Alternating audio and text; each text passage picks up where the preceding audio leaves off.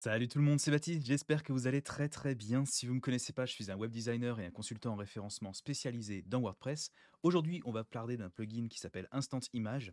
Ce plugin, il est super pratique, maintenant j'utilise dans tous mes blogs, et il permet en fait d'avoir accès à plein de bibliothèques d'images libres de droit directement dans WordPress. Donc en fait, on peut aller faire nos recherches dans ces différentes bibliothèques directement depuis l'interface de création, donc Gutenberg et les télécharger, les mettre dans nos articles très facilement. Je vais vous montrer comment ça marche.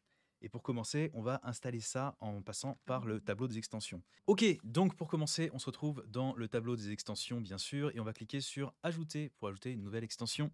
Je ne vous apprends rien jusqu'ici. Ici, on va taper Instant Image dans le champ de recherche. Et le premier plugin qui sort, c'est le bon, celui qui est fait par Darren Cooney.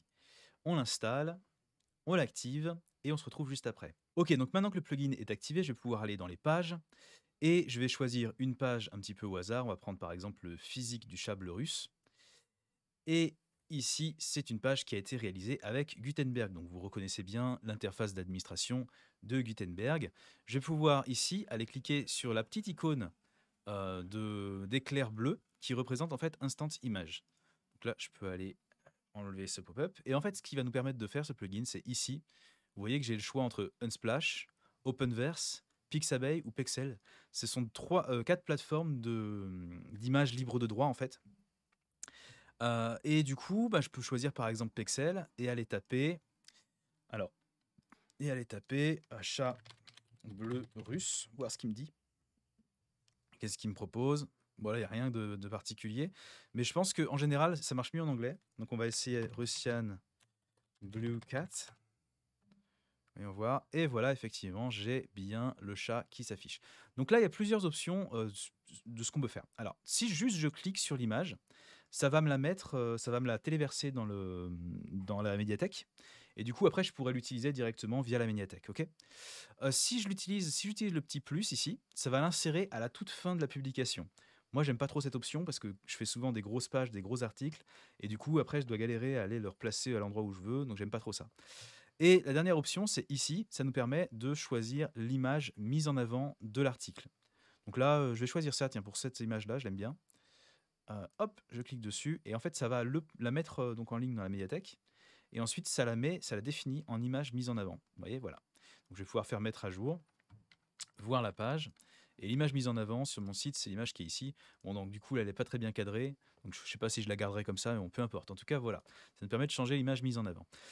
Une autre façon de faire, et c'est celle que je préfère en général, c'est genre là, par exemple, je suis dans mon article, ici, et je me dis, mince, là, j'ai beaucoup de texte, il me faudrait une image d'illustration. Je vais aller à la ligne, je vais faire slash image pour ajouter une image dans Gutenberg.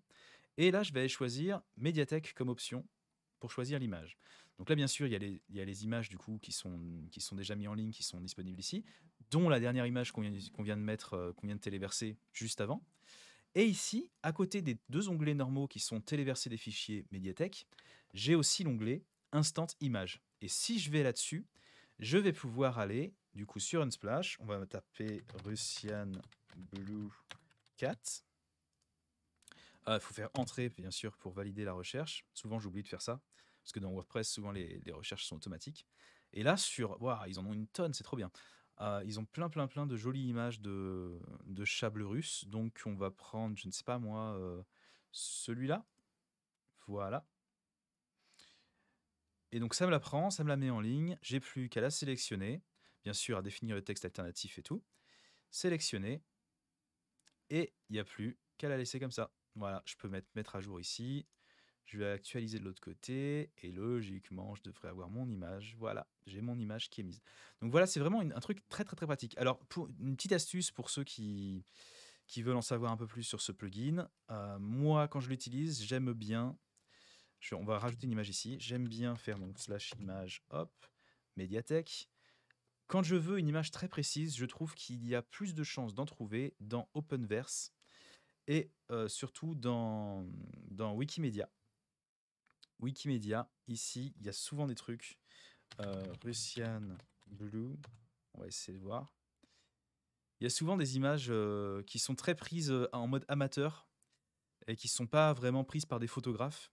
ce qui apporte un rendu que moi j'aime bien. Souvent, j'aime bien les images qui font vrai.